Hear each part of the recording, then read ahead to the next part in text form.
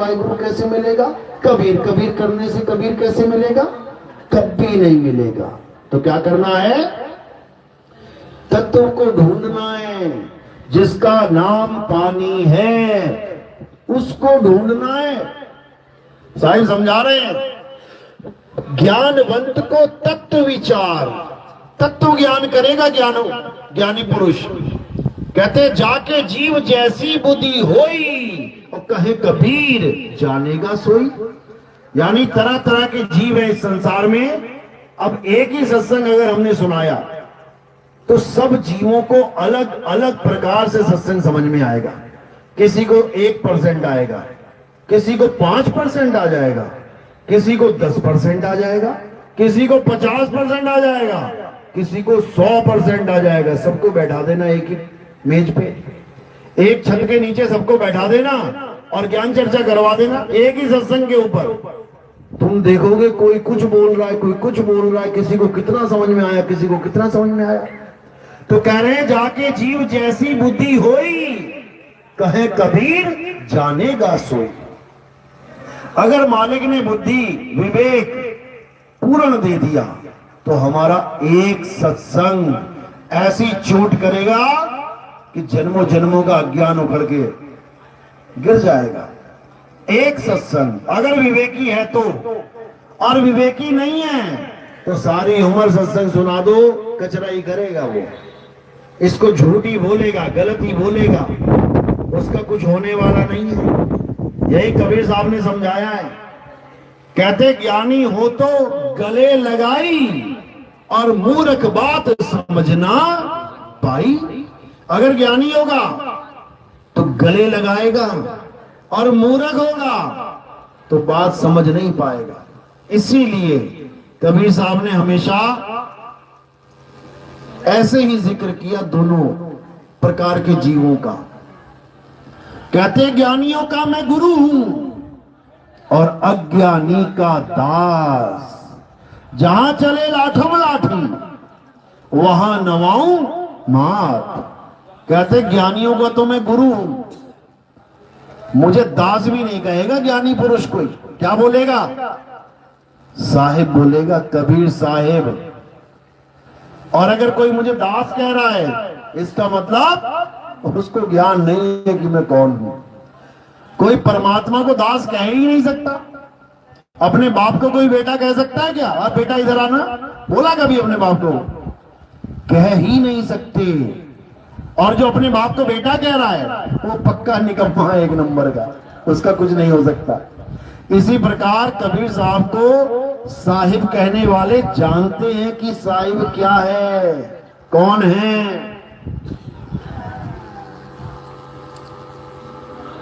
साहिब साहिब सब कहें और मोहे अंदेशा और साहिब से परिचय नहीं, बैठेगा किस ठौर।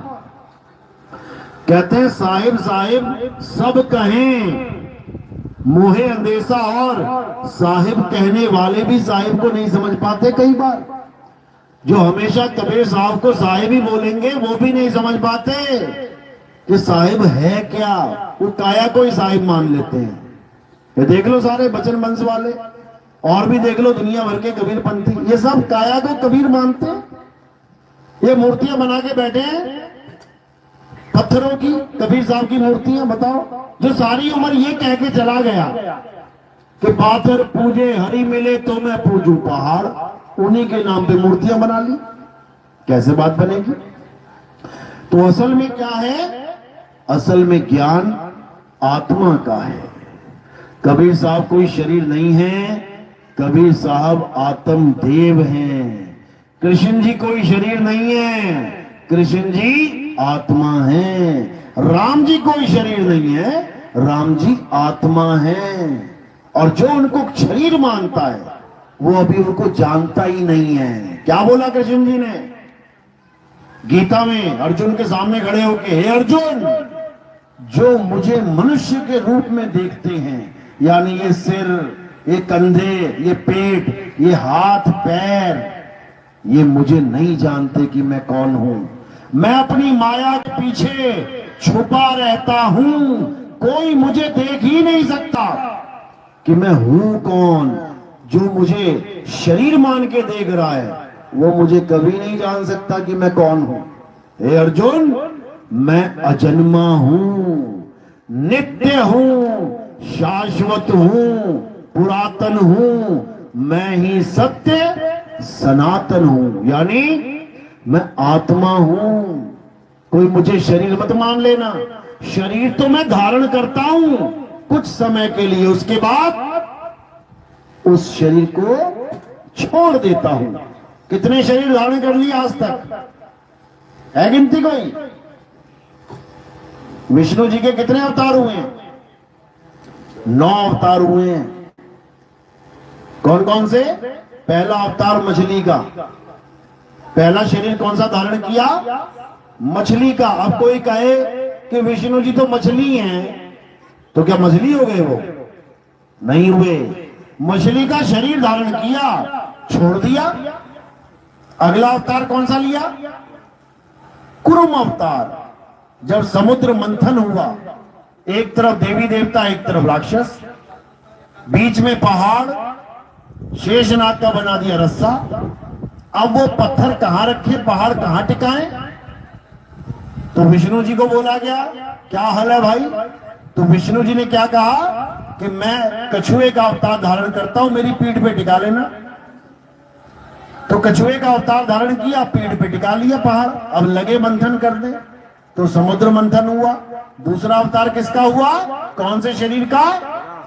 कछुए के शरीर का। आदमी का शरीर नहीं मिला अभी आदमी के शरीर का अवतार धारण नहीं हुआ। अभी मछली से कछुए तक ट्रांसफर हुआ है केवल।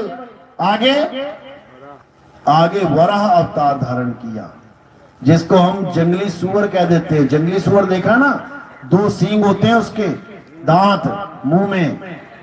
उन दांतों के ऊपर पृथ्वी रख के लेके आए। देखा ना विष्णु जी का अवतार? वो तीसरा अवतार है वराह अवतार। वो भी इंसान का अवतार नहीं है, वो जानवर का अवतार है। चौथा अवतार कौन सा है? आधा आदमी आधा जानवर। वो कौन सा अवतार है? नरसिंह अवतार।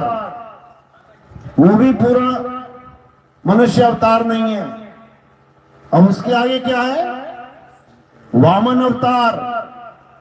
उसके बाद परशुराम अवतार। उसके बाद राम अवतार। उसके बाद कृष्ण अवतार। उसके बाद महात्मा बुद्ध अवतार। कितने हुए? 9 अवतार हुए। इन 9 अवतारों में देखोगे सब शरीर अलग अलग हैं। तो तुम किसको कृष्ण मानोगे, किसको तुम परशुराम मानोगे, किसको तुम वराह मानोगे? एक ही है, 10 रूप धारण करके खड़ा हुआ तुम्हारे सामने। एक विष्णु जी तो हैं, 10 रूप में खड़े हैं। तो असली रूप कौन सा है? विष्णु जी का या किसी और का? नहीं समझ में आएगा। क्यों? क्योंकि ये काया का खेल है।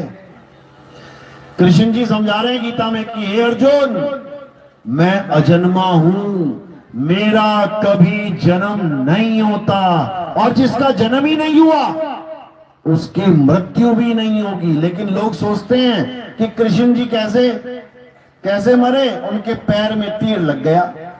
उनके पैर में तीर नहीं लग गया, उनका तो कोई पैर ही नहीं है। पैर किसका है? शरीर का। शरीर के पैर में तीर लगा है, कृष्ण जी के पैर में तीर नहीं लगा। कृष्ण जी तो आत्मा है, ना उनका कोई पैर, ना उनका कोई हाथ, ना उनका कोई सिर।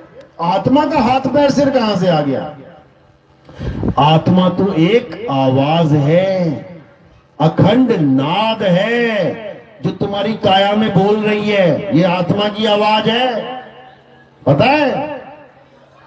जीव आत्मा की आवाज है ये। और जो परमात्मा की आवाज है वो इससे भी अलग है बिल्कुल। जीवात्मा की आवाज कैसी है? ये जो आदमी औरत की आवाज लग रही है तुम्हें, लड़की की आवाज सुनोगे, हाँ कोई लड़की बोल रही है। आदमी की आवाज सुनोगे, हाँ कोई आदमी बोल रहा है। ये जीवात्मा की आवाज है। कैसे निकलती है? ये गले में साउंड बॉक्स है। साइंस पढ़ी होगी तो समझ में आएगी मेरी बात। गले में साउंड बॉक्स है, जैसे बांसुरी होती है। बांसुरी में तुम फूंक मारोगे, क्या मारा तुमने उसमें? फूक, फूक क्या है? हवा।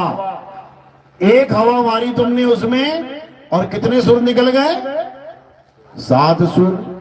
एक फूक से 7 सुर कैसे निकले?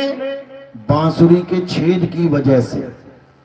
इसी प्रकार जब तुम बोलते हो तो तुम केवल एक सांस लेते हो। अब एक सांस लेने के बाद कितने सुर निकल रहे हैं तुम्हारे गले से? 7 सुर निकलेंगे तुम्हारे गले से।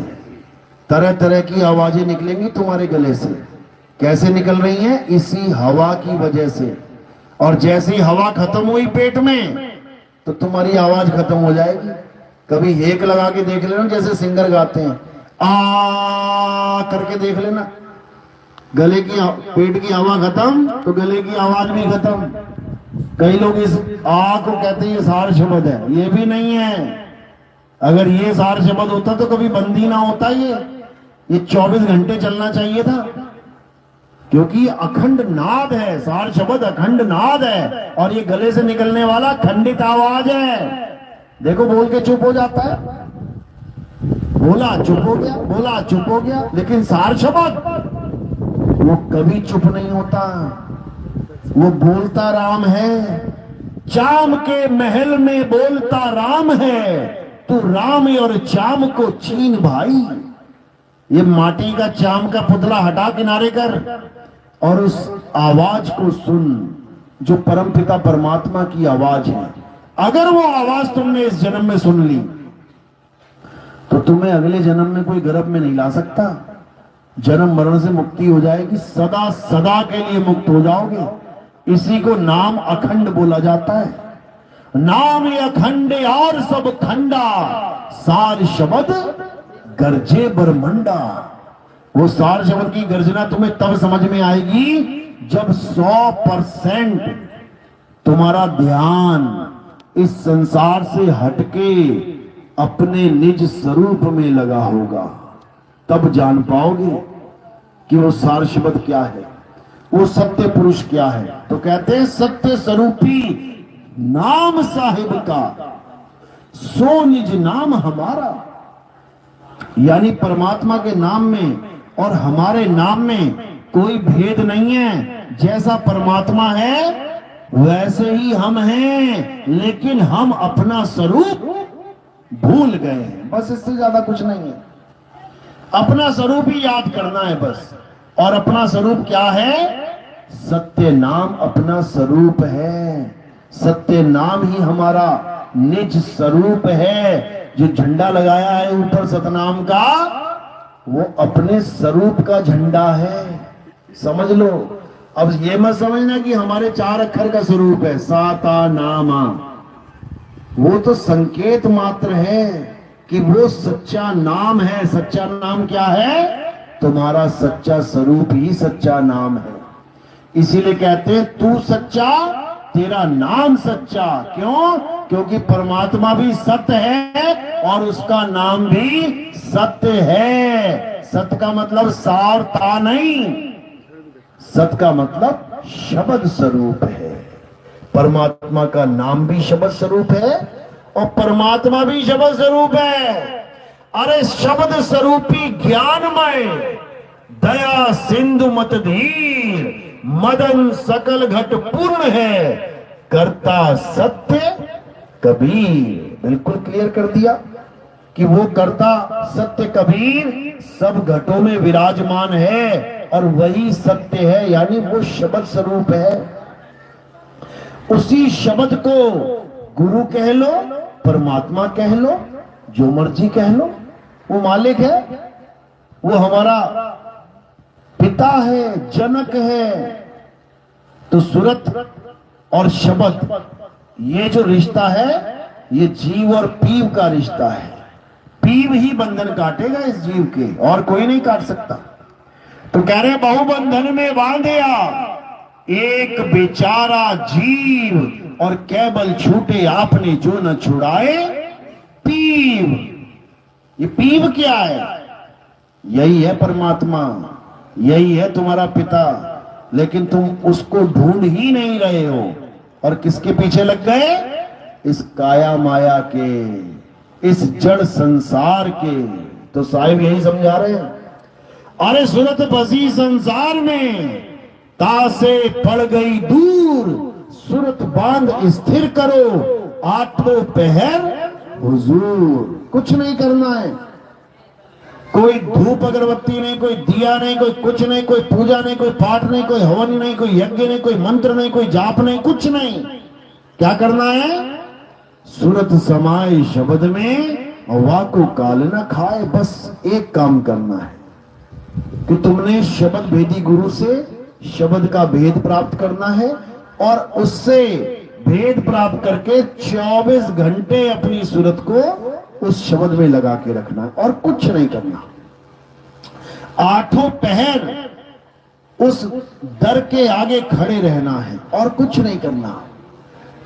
साहब कह रहे हैं, मैं बांदी का जाम गुलाम गुलाम गुलाम हूं, पड़ा रहूं दरबार, आठों जाम हूं।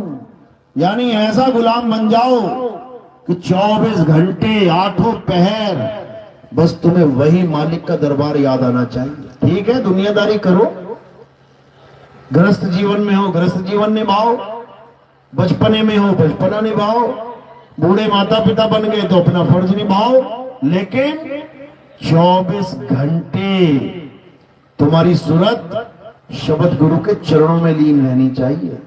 समझो तभी मुक्ति होगी, अन्यथा इसी काल जाल में उलझे रह जाओगे। तो साहिब यही समझा रहे हैं कि ध्यान मूल गुरु रूप है, और पूजा मूल गुरु पांव, मंत्र मूल गुरु वचन है, मोक्ष मूल सद्भाव। ध्यान मूल गुरु रूप है। सबसे पहले तुम्हें गुरु के रूप को जानना पड़ेगा। ठीक है, गुरु का रूप हमें समझना है, और जो उस रूप को समझा रहा है उससे भी प्रेम होना चाहिए।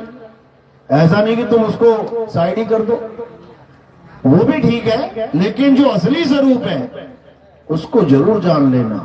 गुरु से प्रेम करो, गुरु से प्रेम करना कोई बुरा नहीं है, लेकिन गुरु के असली स्वरूप को जान लेना कि मेरा गुरु आखिर असल में है क्या। इस काया को गुरु मत समझ लेना, इस शरीर को मत समझ लेना कि मेरे सामने शरीर खड़ा है यही मेरा गुरु है। गुरु का स्वरूप कुछ और है। ये तो 5 तत्व की देह धारण कर ली है इसलिए दिखाई दे रही है, लेकिन कहीं कोई कहे कि गुरु जी का स्वरूप यही है, तो ये नहीं है भाई, ये तो मिट्टी में मिल जाएगा एक दिन, ये तो नाशवान है।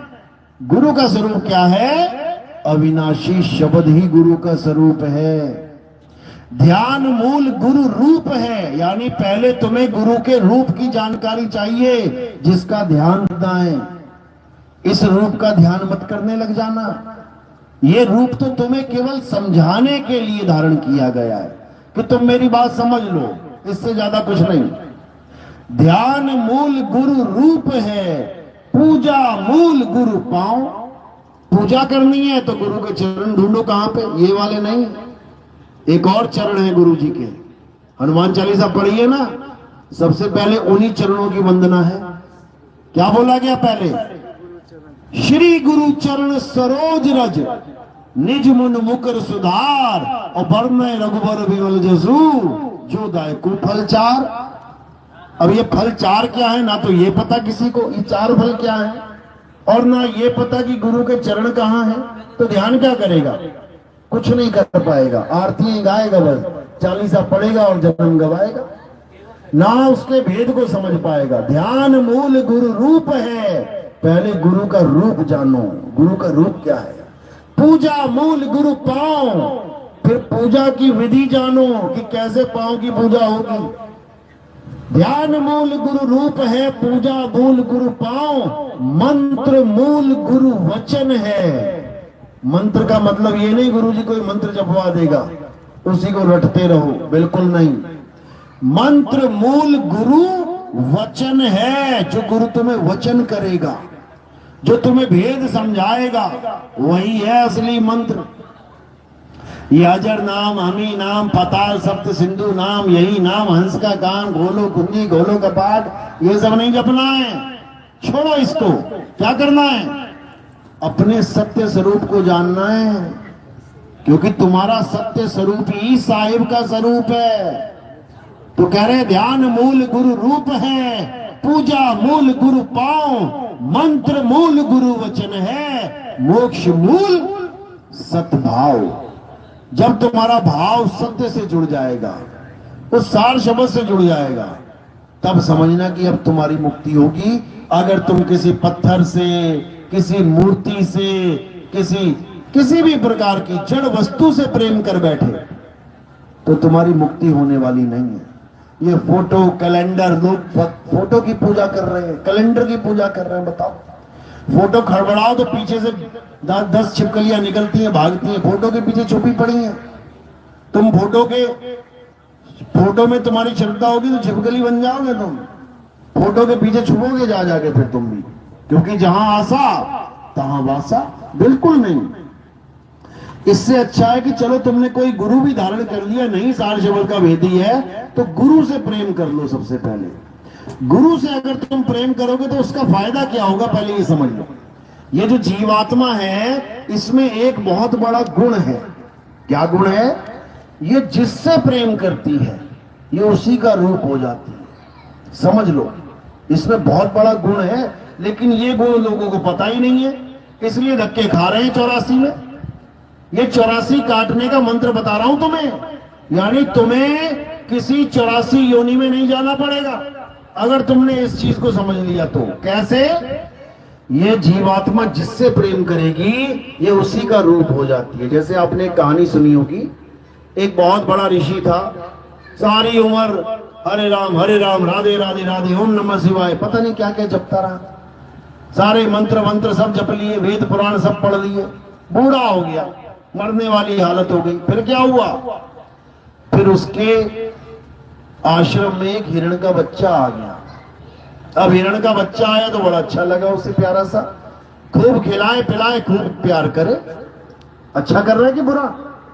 अच्छा कर रहा है। हिरण के बच्चे से प्रेम कर रहा है, जीव से प्रेम कर रहा है, अच्छी बात है। खूब खिलाए पिलाए, खूब ध्यान रखे, तो उससे क्या हो गया? उससे उसको प्रेम हो गया, प्यार हो गया उसको। अब वो कुछ भी करे, ध्यान कहां है? हिरण के बच्चे में। कोई पूजा करे, पाठ करे, ध्यान कहां है? हिरण के बच्चे में। कुछ भी करे, ध्यान कहां है? हिरण के बच्चे में। तो क्या हुआ फिर एक दिन बैठा था ध्यान में, नाम जप रहा था, राधे राधे राधे राम राम राम राम। इतने में मृत्यु आ गई, और जैसे मृत्यु आई तो ध्यान कहां है? हिरण के बच्चे में। तो क्या हो गया? वो हिरण के बच्चा बन के आ गया, हिरण के गर्भ में चला गया। क्यों? क्योंकि प्रेम हिरण से कर बैठा वो। इसी प्रकार अगर कोई पीपल से प्रेम कर बैठे तो अगला जन्म किसका मिलने वाला है? पीपल बनेगा वो। अगर वो तुलसी से प्रेम कर बैठे तो अगला जन्म तुलसी का होने वाला है उसका। अगर वो किसी गाय माता से प्रेम कर बैठे तो गाय का ही जन्म मिलने वाला है उसको। और ये मत सोचना गाय बड़ी खुश होती है, देखो उसकी आंखें जाके, कोई भी गाय रास्ते में मिले, आंख देख लेना उसकी, क्या मिलेगा उसमें? ये काला सा है कि यहाँ पे तुम्हें दाग मिलेगा लंबा सा। क्या है वो? क्या है? काजल लगाया था क्या? क्या है? आंसू है। गाय माता रो रही है, इतना रो रही है, इतना रो रही है कि आंसू का दाग बन गया उसका चेहरे पे। अब तुम पानी से धोओगे ना तब भी ना छूटे वो। यानी वो तुम्हें संकेत दे रही है कि जिनको तुम समझते हो कि 33 करोड़ देवता गाय के अंदर विराजमान है, वो दिन रात रो रही है। सोचो कितना कष्ट होगा उसको, और तुम उसी की योनि में जाने वाले हो। इसी प्रकार कोई सांप की पूजा करता है तो वो सांप की योनि में जाएगा, कोई चूहे की पूजा करता है चूहे की योनि में जाएगा। जिसकी तुम पूजा करोगे, जिसको तुम प्रेम करोगे, तुम उसी की योनि में चले जाओगे। तो गुरु से प्रेम करने का मतलब क्या है कि अगर तुम्हारी मुक्ति भी ना हुई तो क्या होगा? गुरु 5 तत्वों का है, 5 तत्वों का है, तो तुम्हें क्या मिलेगा? तुम्हें 5 तत्वों का ही शरीर मिलेगा। याद रखो, ये गुरु से प्रेम करने का नतीजा है। और अगर तुमने गुरु को शरीर ना मान के आत्मा से प्रेम कर लिया तो समझ लो तुम्हें क्या मिलने वाला है। तुम आत्मा ही हो जाओगे। समझ लो, अगर तुमने गुरु को 5 तत्वों का शरीर मान के प्रेम किया तो तुम्हें 5 तत्वों का शरीर मिलेगा, भक्ति पूरी करने के लिए मिलेगा, बिल्कुल मिलेगा। और अगर तुमने अपने गुरु को शरीर नहीं शब्द मान के प्रेम कर लिया तो बेटा तुम्हें गर्भ में डालने वाला कोई माई का लाल पैदा नहीं हुआ है, ये समझ लेना। इसीलिए कबीर साहब क्या कह रहे हैं, जग मर्यादा कारणे अरे गुरु किया रामानंद, शब्द हमारा गुरु है सदा हमारे संग। कहते हैं मैंने तो केवल गुरु धारण किया जग मर्यादा के लिए, मुझे किसी देही गुरु की जरूरत नहीं थी। हमारा गुरु कौन है? शब्द हमारा गुरु है सदा हमारे संग। देही गुरु तो अलग हो भी सकता है, आज तुम्हारे पास बैठा है, कल को कहो हम चले जाए, तुम इंतजार करो गुरुजी कब आएंगे, गुरुजी कब आएंगे। एक तो ये देह का इंतजार हो गया, और एक है शब्द गुरु जो तुम्हारे अंग संग है, तुम्हें वो छोड़ेगा ही कभी नहीं, वो तुम्हारे हमेशा साथ है। और जो वो शब्द गुरु है वही तुम्हारे गुरु का स्वरूप है। देखने में तुम्हें लग रहा है गुरुजी सामने खड़े हैं, असल में गुरुजी तुम्हारे सिर पे खड़े हैं। समझने की फेर है, तुम समझ नहीं सकते अभी। तो इसी को साहिब ने बोला, गुरु को सिर पे राखिए। ये मत समझना सामने गुरुजी स्टेज पे बैठे हैं, तुम्हारे सिर पे बैठे हैं। गुरु को सिर पे राखिए और चलिए आज्ञा माही, कहे कबीर ता दास को ये 3 लोक भय नाही। इस 3 लोक में आने का भय नहीं रहता फिर कि मैं दोबारा गर्भ में आ जाऊंगा। ये गर्भ नाम की बीमारी खत्म हो जाएगी तुम्हारे जीवन से। अगर तुमने अपने गुरु को पहचान लिया तो अपने गुरु को कभी शरीर नहीं मानना, कभी भी नहीं। गुरु शब्द है। और अपने आप को कभी आदमी औरत मत मान लेना गलती से। तुम आदमी और औरत नहीं हो, तुम क्या हो? तुम गुरु के अंश हो, गुरु की सूरत हो। समझ लो, गुरु और शिष्य में कौन सा बंधन है? प्रेम का बंधन है। जिन प्रेम किया तिन ही प्रभ पाया। यानी शिष्य का क्या फर्ज है? अपने गुरु से प्रेम करे, तब जाके उसको गुरु का स्वरूप मिलेगा, नहीं तो धक्के मिलेंगे। इसीलिए मीराबाई बोली, पायो मैं नाम रतन धन पायो, और वस्तु अमोलक दी मेरे सतगुरु, कृपा कर अपनायो, पायो मैं नाम रतन धन पायो। तो इसी को समझना है। ये प्रेम का रास्ता है, ये भक्ति का मार्ग है। इसमें वही चल पाता है जो परमात्मा की कृपा लेके आया है, मालिक की दया लेके आया है, विवेक लेके आया है, उसका विवेक जाग जाता है। और जो बेचारा अपनी किस्मत, फूटी किस्मत लेके आया है, वो पत्थरों में सिर मारता रह जाता है। उसका भगवान ना बोले ना टोले। गुरु तो बोलता भी है, गुरु भोजन भी ग्रहण करता है। भगवान को तुम भोजन लगाते हो, मुंह पे चिपका रह जाता है, खा भी ना पाता हो, कैसा भगवान है भाई? तो इसलिए कबीर साहब ने जड़ और चेतन दोनों का निबेड़ा करने की बात करी है कि परमात्मा गुरु कोई जड़ वस्तु नहीं है, चेतन है। जड़ चेतन का करे निबेड़ा, और कहे कबीर सुहंस है मेरा। वो मेरा हंस है जो जड़ और चेतन का निबेड़ा कर दे। तो इसलिए अब क्या करना है? अब अपनी आत्मा को जानना, तभी कल्याण होगा। चलो, तो आज का सत्संग यही समाप्त करते हैं। और अब आरती का समय है, आरती होगी, उसके बाद भजन चलते रहेंगे, कोई बात नहीं, भंडारा चलता रहेगा। तो आरती के समय में आरती होगी। आरती कैसे करनी होती है हमारे यहाँ समझ लो। थोड़े से फूल उठाने हैं और मेरे सिर के ऊपर रख देने हैं। सिर के ऊपर क्यों रखते हैं हमारे यहाँ? क्योंकि हमारे यहाँ जो देह है वो कहां से शुरू है? पैर के अंगूठे से लेके सिर की चोटी तक। इसमें क्या है? इसमें सारा नाशवान शरीर का खेल है। तो फूल आपने कहां समर्पित करने हैं?